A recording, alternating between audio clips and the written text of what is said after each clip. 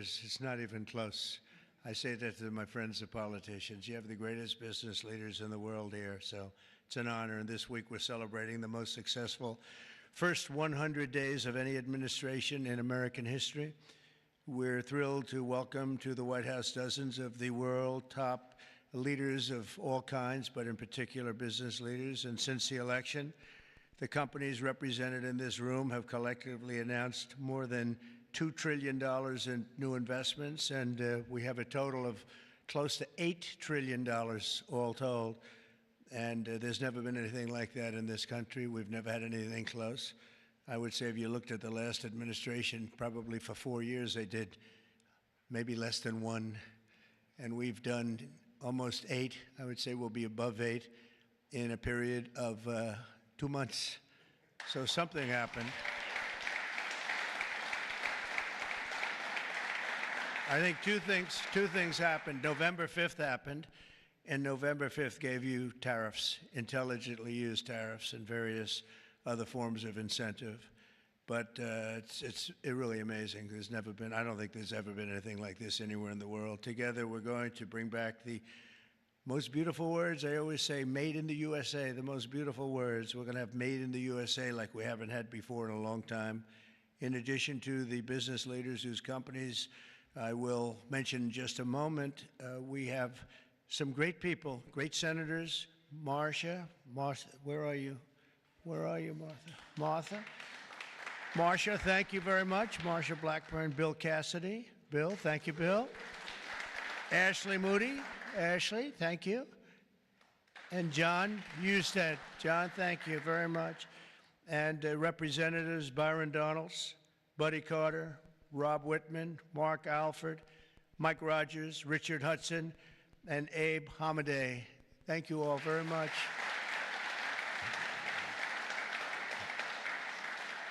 We have Mike Kehoe, governors, Jim Pillen, Kevin Stitt, Mike Dunleavy, along with numerous other members of my cabinet, and I want to thank you all for being here. How come my cabinet has such good locations? You should have given them up to the business leaders. We want their money, you know.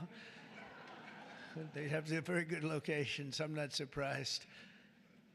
100 days ago this week, we inherited the wreckage of 4 years of economic disaster under the previous administration. It was an economic disaster. It was a disaster at the border like nobody had ever seen before. And you probably see we've closed up the border 99.999%, meaning 3 people got in, 3. As opposed to hundreds of thousands of people coming in on a monthly basis, millions of people actually. There are periods where we had millions and millions of people pouring in on a monthly basis. We had 3 people. They buried companies in crippling regulations, waged war on American energy, pushed massive tax hikes, and gave us the worst inflation in the history of our country. In Biden's final year, the United States had the worst trade deficit ever recorded, and we lost 106,000 manufacturing jobs. Other than that, he's done a fantastic job. But now all that is changing, and all that's changing very fast because we finally have the president who wants to put our country first. You have a president who believes in America first. In the first quarter GDP numbers just out today, core GDP, now we're removing distortions from imports, inventories, and government spending, was up plus 3%. But this is Biden's economy because we took over on January 20th. And I think you have to get us a little bit of time to get moving, but this is the Biden economy. But we still had and we've had a lot of things happen since November 5th that helped this economy because it was indicating a strong private sector growth, and it only started after November 5th. The private sector started really heating up after the election. Even though I wasn't there, people knew what we were going to be doing, and the private sector growth was actually very good. Very importantly, gross domestic investment was up an incredible 22%, which they had never seen before. Every new investment, every new factory, and every new job created is a sign of strength in American economy. and a declaration of confidence in America's future. We really do. We've never seen anything like this. Even Samsung, whose name isn't mentioned here, but I heard that they announced this morning that they're going to be building a very big plant because they want to be able to beat the tariffs. It's the only way to beat them. The entire Trump economic agenda is about making it easier to do business in America, to create jobs in America, to hire American workers, and to build your factories here in America, not in China or any other country. And we're dealing with many, many countries right now, I will say, and I think I can say for Scott and for Howard and for some of the people that are dealing, there are too many to handle. I mean, to be honest with you, I'd love to hire some of the people running these companies. Boy, would you do a good job. I could have Jensen negotiate. He'd blow my people away, wouldn't you? I think even Howard would say that. Howard would say, we'll take them. He'd blow them away with big deals. One deal would be the end. That would be it. But we've terminated the Green New scam. It was a scam. And halted tens of billions of dollars of money, wasteful deficit spending. It was like throwing money right out the window. And in the coming weeks, we'll pass the largest tax cuts in American history.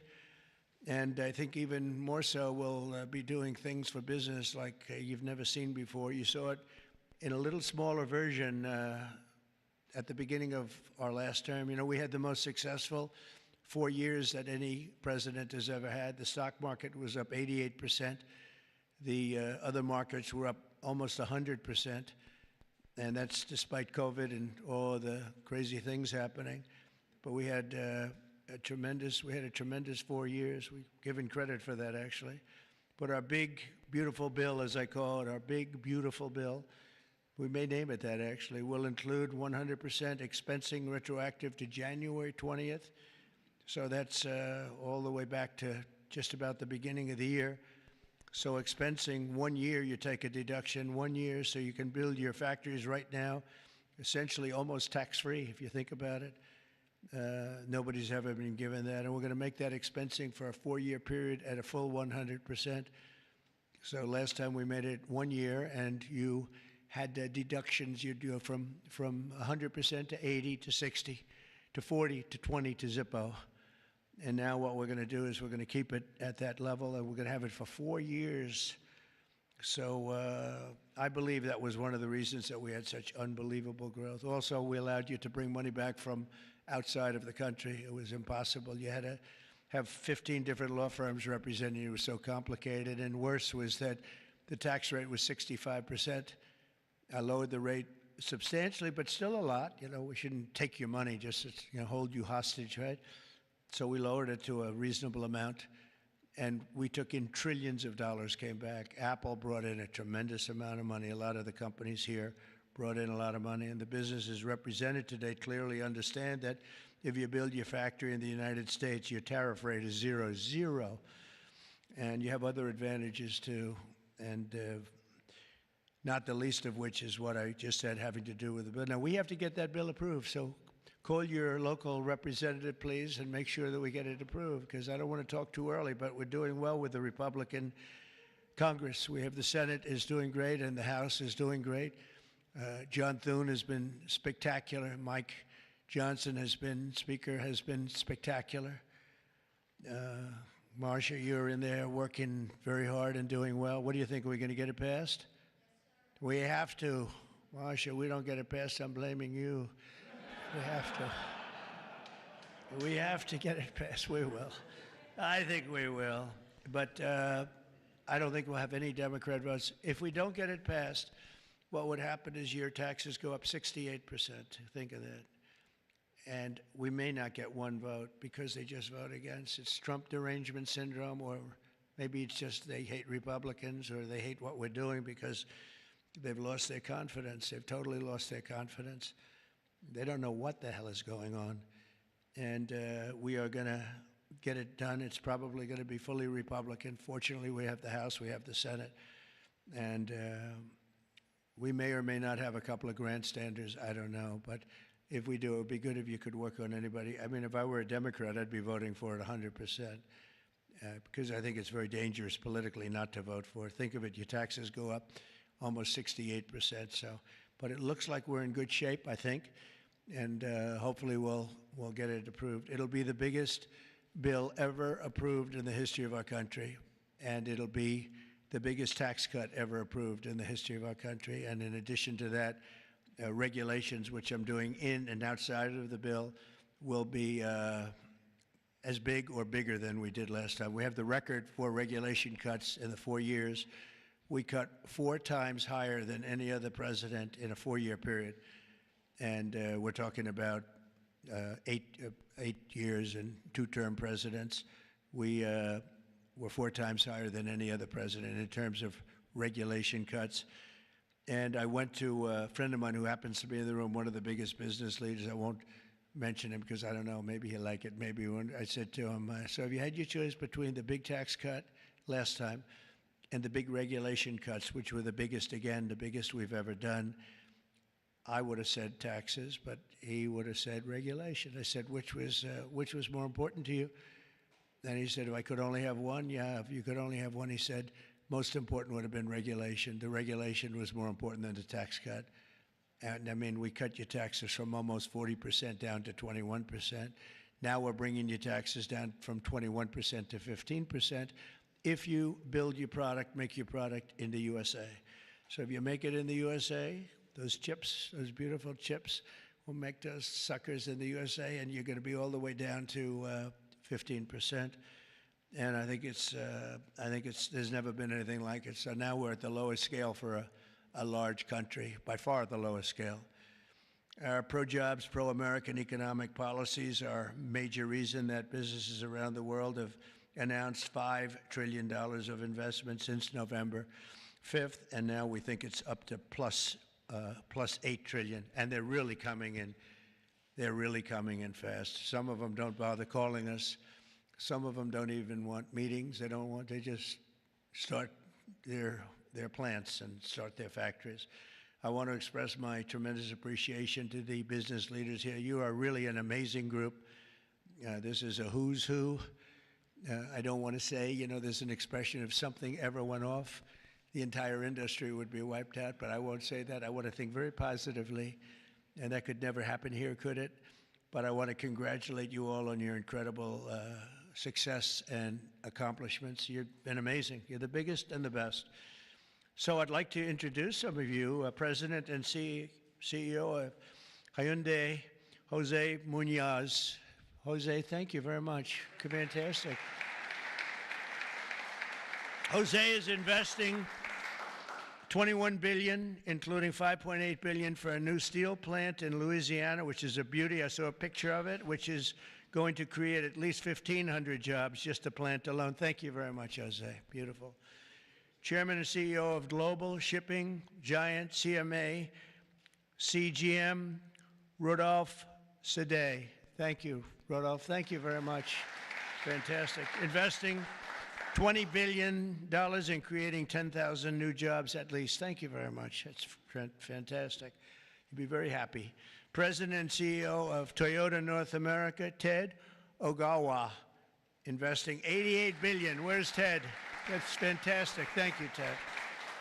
That's fantastic. Ted's investing $88 million for car production at its West Virginia factory, which is a beauty. I've seen it, actually. Congratulations. Thank you very much for being here, Ted. Co-founder and CEO of Anduril, Brian Schimpf. Oh, Brian. Thank you, Brian. He's investing $1 billion for a new manufacturing facility in Ohio and display. Next to me is their 125-pound Roadrunner drone. Where is that little sucker? Where is it? Which is that? Well, whoa. That's a nasty-looking thing. That's a nasty. I look up there when I'm having dinner outside. I used to look up and see the moon. Isn't it beautiful? Now you see the moon, but you see drones all over the place. And I say, let's get the hell out of here. That's a good one, isn't it, huh? I can see it.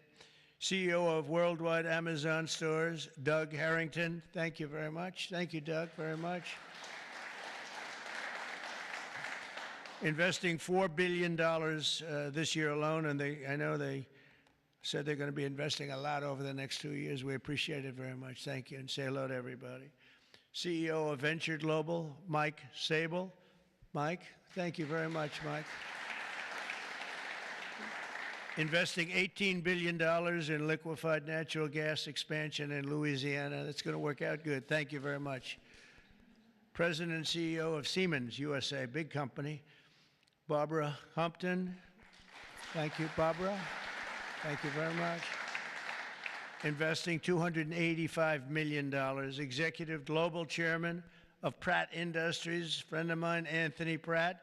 He's investing $5 billion. Thank you. Thank you, Anthony. I read a report today he's the richest man in Australia, but who the hell knows? Do you think you're the richest man in Australia? Close. I don't like to put you on the spot like that, Anthony, but that's pretty good. Thank you very much. That's great. $5 billion. Founder and CEO, Chobani Hamde Oleaka. Where are you? Thank you very much. Investing $1.2 billion. Thank you very much. CEO of Bell Brands USA, Yvonne Girard. Yvonne, thank you very much. Thank you very much. $350 million. President of Schneider Electric North America, Amar Paul. Amar, thank you very much. Investing $700 million for energy infrastructure in its largest investment in its 135-year history. Chairman and CEO of Johnson & Johnson. Oh, I know, I've heard of that company, huh? Yeah, my hair looks so beautiful because of your product.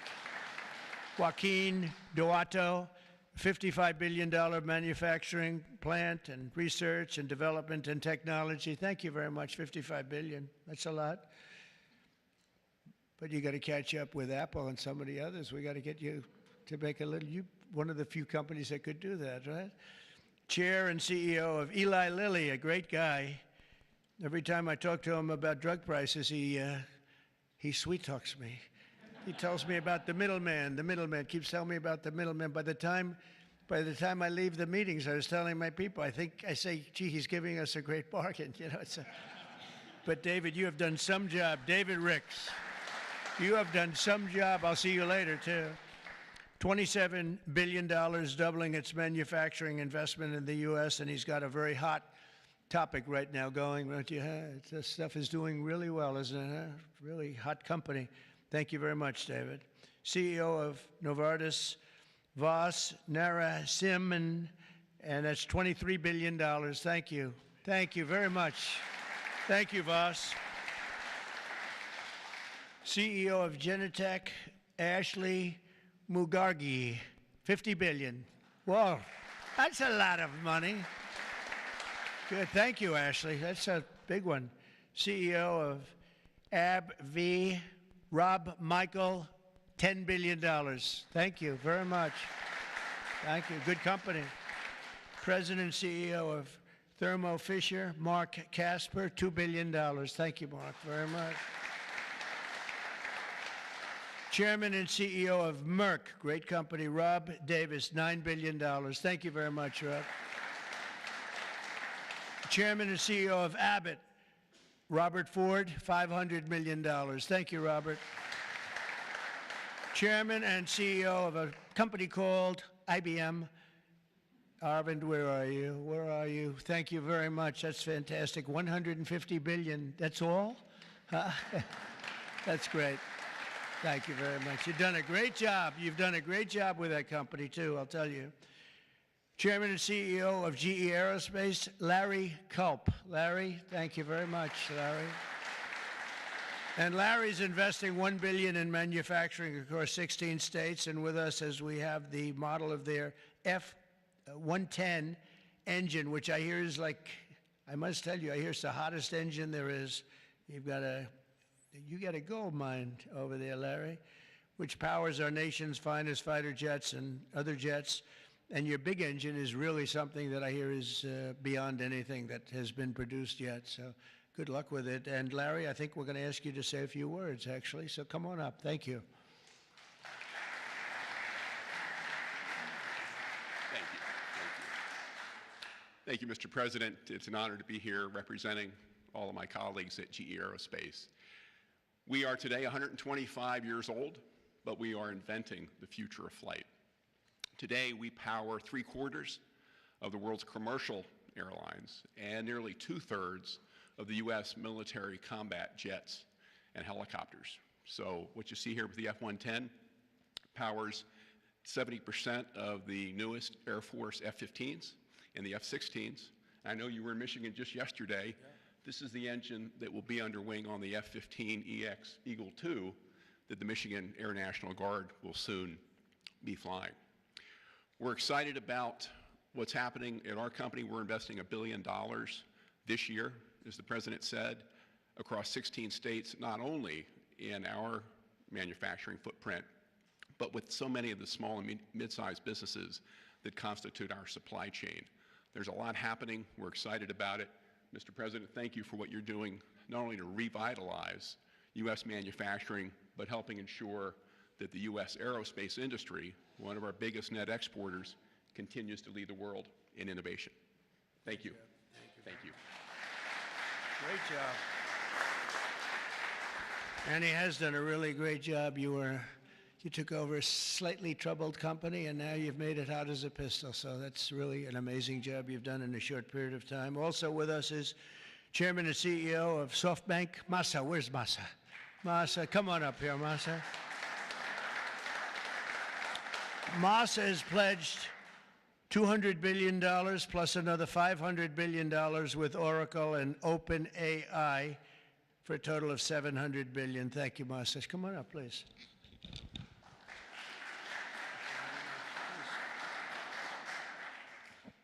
Well, first time of Trump administration, we made an announcement, commitment, $50 billion. We delivered $70 billion over 4 years last time. This time, I tried to commit $100 billion, and President Trump said, "Oh, Masa, go for more." so we did the $200 billion commitment, and then right after that, we SoftBank, OpenAI, Oracle, and MGX together, we announced $500 billion investment. This is the largest investment for infrastructure in the United States, investment. And I think this is more than the scale. The importance is this is the largest infrastructure for the AI, which is the future of mankind, I believe. It's going to change every industry, every way of how our mankind's lifestyle of the future. I am committed. U.S. is the center of innovation. U.S. must continue the leadership of AI. Thank you very much. Thank you. Thank you very much. Great honor. Thank you very much, Masa. Been a friend of mine for a long time. These guys are a mover. We got to say, you are really something. It's great. We appreciate it too. It's a great spirit, great genius. Tim Cook from Apple is pledging, not only pledging, is committed to $500 billion. They're going to build plants all over the country, 7 or 8 different states. They've already started. And so I want to thank Tim. That's such a big investment for somebody that, you know, had them pretty much in one location, as you know. Now they're coming into the United States, I believe, because of the spirit and the tariffs and the incentives. So that's Apple for $500 billion. And one of the most brilliant men that you'll ever meet, the man that's done in a short period of time something that is incredible. He's the founder, CEO, and president of NVIDIA, Jensen Huang. He's producing up to $500 billion over the next 4 years to manufacture the most powerful AI chips entirely in the USA for the first time ever. Jensen, would you come up and say a few words? This is a smart cookie. Thank you, sir. Thank you, Mr. President. It's a great honor to be here. NVIDIA reinvented computing for the first time after 60 years. In fact, Ervin at IBM knows quite well that the computer has largely been the same since the 60s. The IBM System 360 described really quite perfectly the computer that we use today. Central processing units, operating systems, the separation of hardware and software, I/O subsystems, multitasking. All of the words that we use to describe computers today were really invented in 1964, the year after my birth. Well, after all this time, we've reinvented computers again. This is what a processor looks like. It's on the right there. People say it's a GPU. That's one GPU unit, and it's 70 pounds, 60,000 parts, 10,000 watts. In order to manufacture it requires probably a couple of hundred companies in the supply chain. It is so heavy that it requires robotics to do. It's so precise. And just to test a supercomputer requires a supercomputer. And we're going to build NVIDIA's technology, the next generation of that, all here in the United States. Without the president's leadership, his policies, his support, and very importantly, his strong encouragement.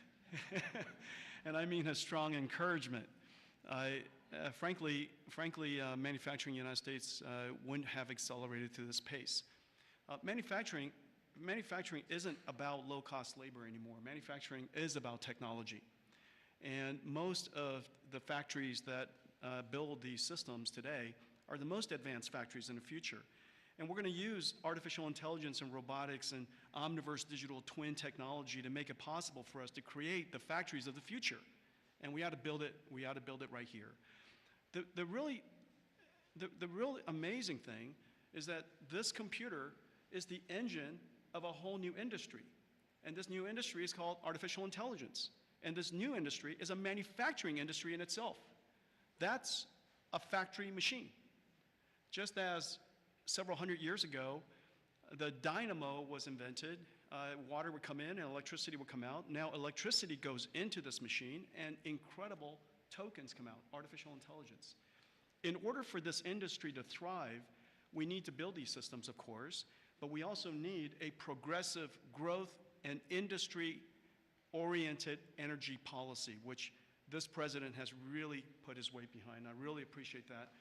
Without energy, we can't possibly have new growth industries. And we now have the backing of the administration, the backing of President Trump to support the creation of a whole new industry. This industry is going to enable a whole bunch of other industries. What we now call the AI infrastructure is going to revolutionize every industry that we know. All of the many CEOs in the room today are great partners of ours for that reason. We're working on artificial intelligence for many industries, from healthcare to drug discovery to life sciences, financial services, education, so many different industries. And that's going to be possible because we have the fundamental infrastructure here in the United States. And so I want to thank you, sir, for everything that you've done and the strong encouragement and the great policies that make it possible for us. Thank you, sir. Very much. Thanks.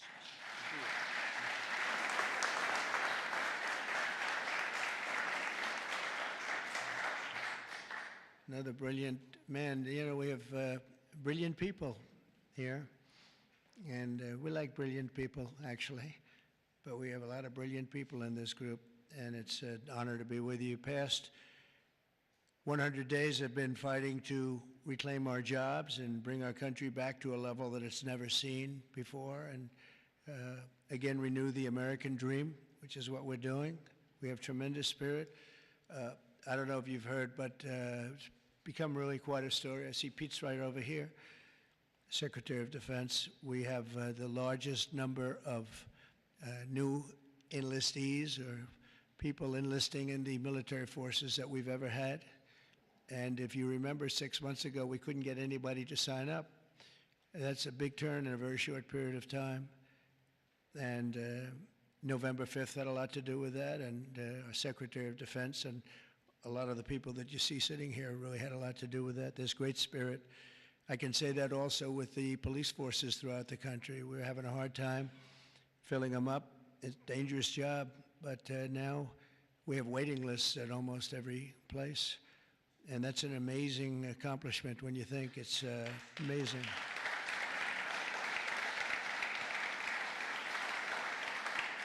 And when I first came here, you remember just 3 months ago, I came in and they started screaming. The fake news was screaming. They were going crazy about eggs. I don't know about eggs. What's with eggs? Tell me.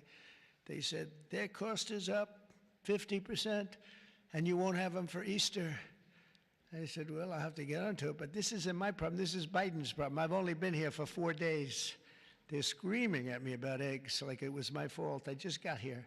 Didn't know anything about it. We got it taken care of, and eggs dropped 87% in the last short period of time, and everybody had eggs for Easter. In fact, we had a big Easter egg hunt on the lawns. We had 48,000 people actually came, and we had a lot of eggs. I don't know how many, but there were a lot. We didn't use plastic. They said, could you use plastic eggs? This is in early January, and I see our Secretary of Agriculture is here. Would you stand up? You did a great job. You got me out of a lot of trouble. Brooke Rollins. She got me out of a lot because they were trying to blame me for eggs, and I didn't know anything about it yet. Explain it to me. But we had plenty of eggs, Brooke, right, for Easter. There was no dearth. And we have another man in the audience who's maybe the most important man in the room because he's the head of the Environmental Protection Agency, meaning he's the one that approves all your plants. And when Jensen and some of the others came in about numerous of the others, especially having to do with AI, they came in, I learned a lot. Number one, I learned we need double the electricity that we have right now for the whole country, and really more than that. I mean, 2 times would be even better. It was like unlimited thirst for electricity. And at first I said, you know, how's that possible? But that's, whatever it is, it's possible. That machine that you say you can barely lift is, I guess, it sucks up a lot of energy. But we need more than double what we have right now. So you take all of the energy, even the energy in this beautiful, incredible, is this the greatest?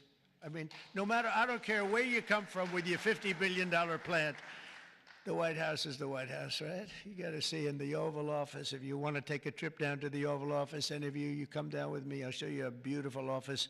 It'll blow your beautiful offices away. They'll stop and they'll say, for a lot of other reasons, but it's a beautiful place. And if you want to, I'm serious, you can do that.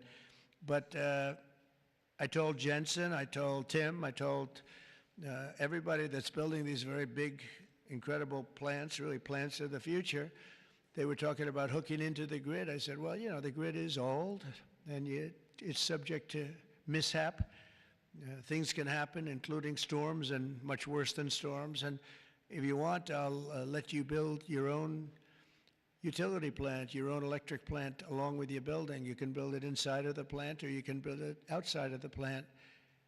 And I went to Lee Zeldin right here and I said, Lee, we got to get fast approvals for these people. You know, they're going to do the best job. They're going to have the best engineers, the best everything. We'd like to have them build their electric for them. They don't have to go outside.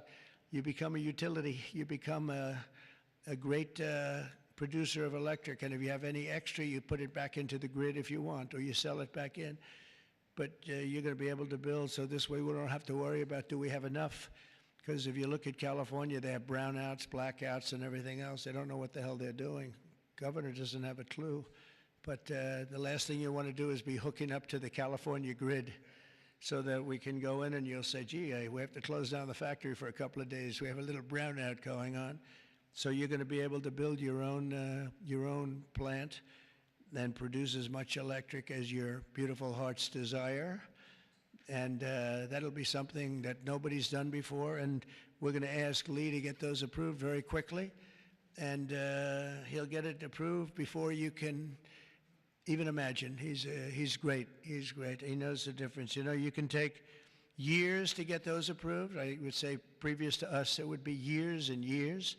Or you could take weeks to get them approved, and it'll be just as good. But they don't play games, and they're going to get it done, and they'll get it done very quickly. So that's going to be a big help because you're going to have unlimited energy, unlimited electricity. And I think it's going to really, we want to stay number one. We're number one right now by a lot. I will say this, if I didn't get elected, I would say get out of the AI business fast. Get out of all business fast, probably. Maybe get out of the country fast, because this country was heading in the wrong direction, but now it's heading in the right direction. I think it's I think it's the most consequential 100 days in the history of our country in certain ways. We had an editorial from a group that normally wouldn't give good editorials to people like me. And they said he's the most consequential president because of what he's doing with all of these policies that you're reading about, long beyond the electricity and the plants, having to do with many other things like secure borders and all of the many, many things I could go down and name them. We're gonna be getting tremendous amounts of drug and pharmaceutical companies going to be pouring into the country. They're going to have to. They're going to have to. And we're going to give them a lot of time to do it, but after that, there's going to be a tariff wall put up. And they won't be happy about it, but they'll be happy if they start building right now. Right now, it's going to be build, and after a certain period of time, it's going to get tougher, tougher, tougher, and then it's going to be real hard to do business in this country. So for the pharmaceutical companies, chip companies, a lot of different companies, we're all set to really grow. Groceries are down. The grocery prices are down. Gasoline prices are down. We had some gasoline selling for $1.98 a gallon just recently in 3 different states over the last 2 days. It was at $4, and it was higher than that in some places. It was over $5. We have it way down. Energy prices are down all over the country. Mortgage rates are actually down slightly, even though I have a guy in the Fed that I'm not a huge fan of, but that's all right. These are minor details. Don't tell him I said that, please. As the cameras rock and roll back there. No, I mean, he should reduce interest rates. I think I understand interest a lot better than him because I've had to really use interest rates. But we should have interest rates go down. It would be positive, but it's not going to matter that much because ultimately what we're creating has much more to do with other things than it does just pure interest rates. But it would be nice for people wanting to buy homes and things. The prescription drug prices just saw the largest monthly decline ever recorded. So, David, I'm having a little bit of an impact, at least on you, as I browbeat this guy. And he's got he looks like he's 25 years old. He has this massive company, Eli Lilly, and it has no impact on him whatsoever. But I just see this number just came out. It's the largest monthly decline ever recorded. Yeah, but it's probably about 2%. You know, they did that to make me feel a little bit better. But I appreciate it. We have achieved the lowest number of illegal border crossings in U.S. history, and we're at a level that nobody thought we could get to in 2 years, let alone a couple of months. And I think Kristi Noem is here someplace. Where is Kristi? She's here. Stand up, Kristi. And Tom Homan. And I see Linda. Stand up, Linda. You are doing so good. Education. We're bringing education back to the States, where it belongs. And she's been incredible. She's very upset with Harvard. They have $53 billion in a fund, and yet they want more grants. And it looks like we're not going to be giving them any more grants, right, Linda? And, you know, a grant is at our discretion, and they're really not behaving well, so it's too bad. But our country is roaring like never before. Nobody's ever really seen anything like this. And again, the big thing is whether it's $8 trillion or even more than that, by the end of the year, it could be a number that would be, I think it's already, there's never been anything like it, but this is in a period of a couple of months. I think by the end of the year, the numbers will be just staggering. It's really going to be something very special, and I'm very honored to be with you. And I'd ask if anybody has any questions, please. This is your time. This is your time. You'll be live on television, all the fake news back there. Now that'll keep them down, right? That's the way to keep them down, unless they're bad people, in which case, unless they want to make some news. Would anybody have any questions? Anybody? Business leaders? You want to know anything about depreciation? No? I love it. We've done such a good job, we don't have to take. Howard, would you like to say a couple of words, please?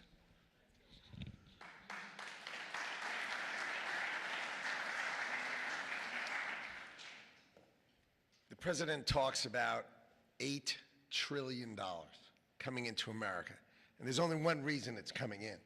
It's because he's finally set an industrial policy for the United States of America. We are the greatest economy in the world. We finally have a president who understands that we need to reindustrialize. We need to be made in America, made in the USA. And you feel it. You feel it with these leaders. You feel it across all your peers. Everyone feels it. It's coming back to America, and we are going to be rocking. So thank you, sir. Great job. Great job. So thank you very much, everybody. And for the business leaders, if any of you would like to come down to the Oval and say hello, if you've never seen it, if you have seen it, just go home and enjoy your lives, count your money.